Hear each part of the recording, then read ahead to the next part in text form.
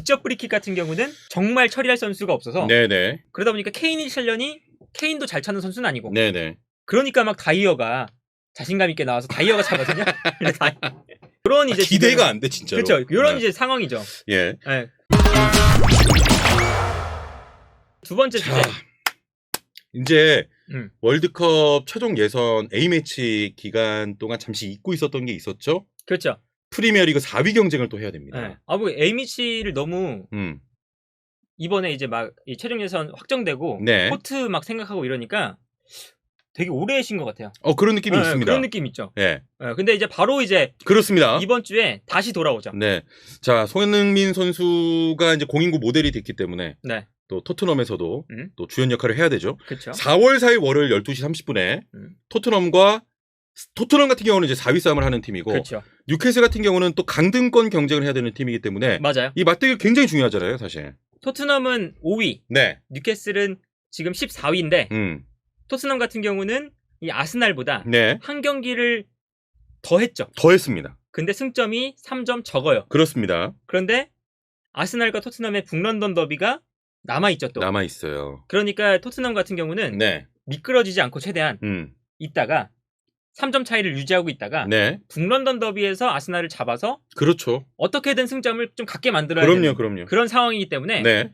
토트넘 입장에서는 무조건 미끄러지면 안 돼요. 네, 그런 상황이고 뉴캐슬 같은 경우는 그 겨울 이적 시장 시작하기 전만 해도 네. 뉴캐슬이 그냥 강등권이었거든요. 그런데 뉴캐슬 그 겨울 이적 시장을 엄청 잘 보냈죠. 네. 뭐 우드부터 시작해서 트리피어, 타겟, 뭐 기마랑이스 이런 좋은 선수들을 다 영입을 해 온 이후부터 성적이 아주 수직 상승했습니다. 네네. 그러면서 14위까지 가 있는 상태인데 이 14위도 아직까지는 안정권은 아니다. 확실히 앞서 있는 건 맞습니다만 네. 강등에 완전히 탈피했다고 보기 어려운 지금 상황이죠. 그렇죠. 지금 18위 와포드보다는 그래도 한 9점 정도가 많거든요. 그럼에도 불구하고 좀 아직까지는 완벽하게 강등권에서 벗어난 건 좀 그렇죠. 아니다. 또 계속 미끄러지면 그렇죠. 사라락 무너질 수 있기 때문에. 네. 아니 그래도 네. 두 팀 모두 중요한 경기라는 건 이제 동의를 하고 그래도 최근 성적은 좋아요. 둘 다 좋아요. 심지어 둘 다 좋은데 네네.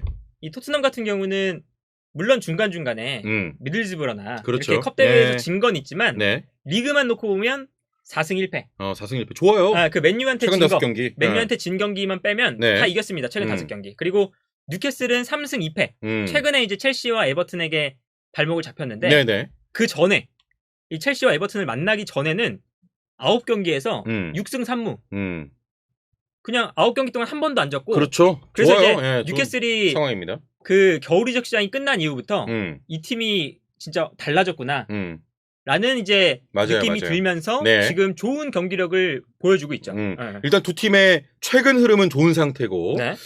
자, 그런데 여기서 지금 양 팀 모두 부상 선수들이 있잖아요. 조금 있죠. 예. 근데 이제 부상 선수들 중에서는 이 뉴캐슬이 조금 타격이 있고 토트넘 같은 경우는 탄강가나 네. 스킵이나 세센용이 원래도 이제 못 나왔던 네네. 최근에 이 선수들이고 그런데 여기에 대해서 벤 데이비스가 이 A매치 기간 동안 좀 부상을 당해서 빠져 있는데 이 뉴캐슬 전에는 돌아올 수도 있다. 라는 이야기가 있습니다. 그거는 조금 이제 가봐야 아는 문제 그렇죠. 같습니다. 네? 예. 그리고 이제 뉴캐슬 같은 경우는 이 트리피어가 일단 네. 그 겨울 이적 시장 영입됐을 때 트리피어의 발끝에서 승점을 가져온 경기가 한 두세 경기 있거든요. 네네. 근데 그 이후에 이 트리피어가 부상을 당했기 때문에 이번 달까지는 아마 트리피어가 못 나올 거고 4월 달에는 4월 달까지 그리고 여기에 더해서 최근에 뉴캐슬의 주전 골키퍼인 두브라브카가 대표팀에 갔어요. 네. 슬로바키아 대표팀에 갔다가 심장 문제가 생겼어요. 어허. 최근에 왜 그런지 모르겠는데 그 축구 선수들이 심장 문제를 겪는 선수들이 좀 많죠. 네, 그렇습니다. 에릭센부터 시작해서 뭐 알폰소 데이비스나 네네. 뭐 이런 선수들이 심장 문제를 많이 겪고 있는데 이 두브라브카도 심장이 좀 문제가 생겨서 네. 국가대표 갔다가 다시 돌아왔습니다. 그래서 아마 이번 경기는 못 나올 거다. 못 나올 것이다. 라는 이야기가 있고 여기에 네. 이제 수비수인 파비안 셰어. 네. 그 선수도 이제 부상으로 이번 경기를 결장할 수 있다. 라는 소식이 있어서 뉴캐슬이 조금 부상에 대한 좀 타격이 조금 더 있다. 있죠. 토트넘보다는. 자, 그래서 이제 네. 맞대결 앞두고 과연 이 팀의 어떤 상성 네. 이런 부분을 좀 살펴봐야 될 텐데 네. 제공권에 있어서 뉴캐슬이 좋잖아요. 그러니까 뛰어서 그 좀 지켜주면 뭐 세컨볼을 따내는 뭐 그런 느낌의 팀이고. 그게 이제 예. 이 에디 하우 감독이 뉴캐슬을 잡은 이후에 지휘봉을 잡은 이후에 크리스 우드를 원했죠. 네네. 그 크리스 우드를 원했던 이유가 물론 이제 강등권 경쟁을 하던 팀이 벌리였어요.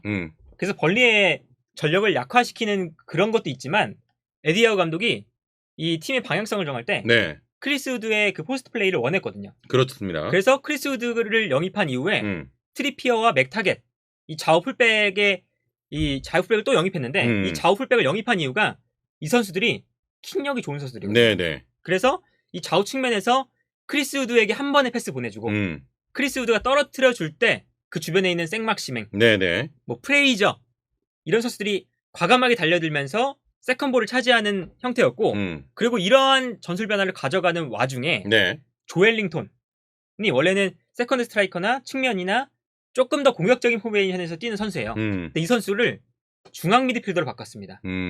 그래서 너 중원에서 중원 싸움하다가 크리스 우드가 떨궈주면 그때 세컨볼 싸움하러 올라와라. 네네네. 근데 그게 너무 잘 먹혀 들어간 거예요. 지금 먹히고 있는 거죠. 네, 그래서 조엘링톤이 최근에 뉴캐슬의 거의 에이스처럼 네네. 지금 취급되고 있고 그래서 이제 조엘링톤이 막 브라질 국가대표에 이제 뽑혀야 되는 거 아니냐. 네네. 왜 조엘링톤이 안 뽑히고 프레드가 뽑히느냐. 뭐 이런 이야기가 나올 정도로 네. 조엘링톤의 폼이 아주 좋습니다. 그렇습니다. 일단 뭐 뉴캐슬 같은 경우는 말씀하신 대로 제공권에도 강점이 있고 네. 그 제공권을 바탕으로 한 공격 전개가 먹히고 있는 상황인데 그렇죠. 그럼 이제 토트넘 입장에서 토트넘은 제공권이 강한 팀한테 굉장히 약하잖아요. 세트피스 실점도 그렇고. 그렇죠. 최근에 일단 세트피스 실점이 많고 네. 기본적으로 이 토트넘 내에 장신의 선수 그리고 제공권에 강점이 있는 선수가 그렇게 없어요. 수비라인 정도의 뭐 다이어나 네. 로메로 정도를 제외하면 공중볼에 막 강점이 있다고 할 만한 선수가 없고 그렇습니다. 심지어는 로메로도 네. 사실은 공중볼을 이제 경합할 때 살짝 실수가 있는 편이거든요. 그래서 그때 벌리전에 그 세트피스 상황에서 로메로가 먼저 이렇게 앞에서 헤더를 할 수 있는 상황이었는데 네네네. 그 위치 선정을 잘못해서 먹힌 적이 있었거든요. 놓치면서. 네. 그런 것처럼 이 토트넘이 세트피스 상황 특히 제공권에 좀 약한 모습을 보여주고 있고 네. 이게 기록으로 봐도 이 프리미어리그에서 지금 토트넘이 세트피스 실점이 9골 9골을 실점한 거죠. 세트피스 그쵸. 상황에서. 근데 이게 실점 순위로 보면 전체에서 8번째로 많은 팀입니다. 세트피스 네네네. 실점이. 네네. 그런데 이 토트넘이 지금 챔피언스 리그 경쟁을 하고 있잖아요. 그런데 이 세트피스 실점에서 최소 실점 팀을 살펴보면 네. 맨시티, 첼시, 리버풀, 울버햄튼, 아스날, 맨유, 웨스트햄 순이거든요. 진짜 그러네요. 이 선수들이 이 팀들이 다 챔피언스 리그권 경쟁을 하는 팀들이죠. 네네네. 그렇다는 건 기본적으로 세트피스에서 실점이 적은 팀들이 대체적으로 이 경기에 변수가 좀 적고 그러네. 그러다 보니까 성적 관리에 훨씬 더 좀 유리함이 있다. 이런 건데 토트넘은 세트피스 실점이 많다 보니까 0대0으로 가던 경기도 세트피스 한 방에 그렇죠. 0대1이 되고 그러니까 이제 보통 약팀들이 네. 이 코너킥 한 방, 그쵸, 프리킥 한 방을 노리거든요. 근데 그럴 때 토트넘이 많이 무너진다는 겁니다. 맞아요. 예. 그리고 이제 세트피스를 처리하는 선수도 이 손흥민 선수를 제외하면 네네. 날카롭게 세트피스를 처리할 수 있는 선수도 없어요. 그렇습니다. 그리고 예. 심지어 직접 프리킥 같은 경우는 정말 처리할 선수가 없어서 네네. 손흥민 선수도 직접 프리킥에는 잘 차는 선수도 아니고 그러다 보니까 케인도 잘 차는 선수는 아니고 네네. 그러니까 막 다이어가 자신감 있게 나와서 다이어가 차거든요. 다이어는 또 잘 차는 것도 아니에요. 그러다 보니까 뭐 직접 프리킥에서도 기대가 안 되고 뭐 요런 이제 기대가 안 돼 진짜로. 그렇죠. 요런 이제 상황이죠. 예. 네.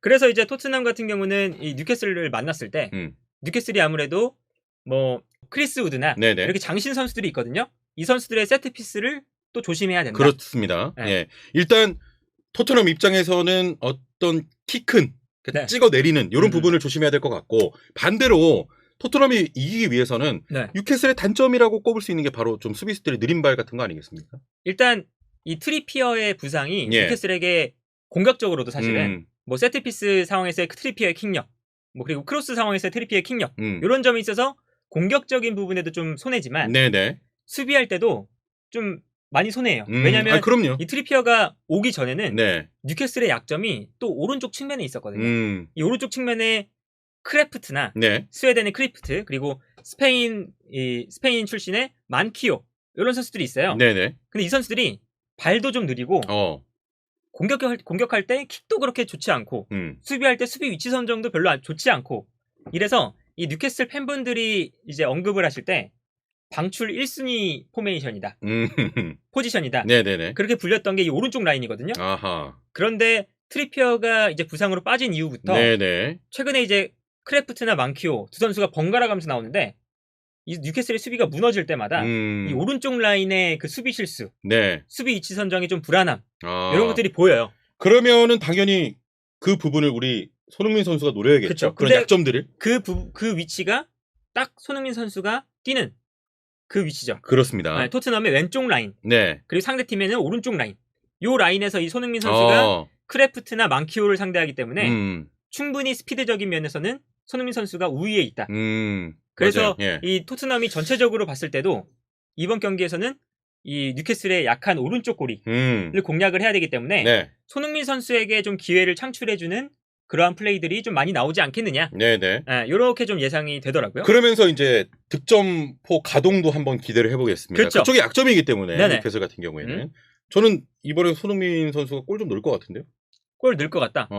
넣을 수 있는 사실은 좀 상황들이 많이 나올 것 같아요. 많이 나올 것 같습니다. 예, 뉴캐슬 상황 보면요. 그래서 이제 토트넘도 이제 4위 싸움을 정말 이젠 잘 해야 되는 이제 더 이상 미끄러지면 안 되는 토트넘이 중간중간 미끄러지는 경기가 많았잖아요. 꼭 이겨야 되는 경기인데 미끄러진 게 퐁당퐁당 많았으니까. 경기가 많았으니까 이제는 그러면 절대 안 되는 그렇습니다. 한 경기라도 지면 정말 이제 챔피언스리그와 멀어지는 상황이기 때문에 한 경기 한 경기가 살음이죠. 예. 이제 A매치 기간이 끝나고 다시 리그가 재개되는 경기에서 무조건 토트넘 입장에서는 잡아야 된다. 거기에 대해서 아스날 같은 경우는 꼭 잡아야 되는 경기에서 미끄러진 적이 별로 없기 때문에 그렇죠.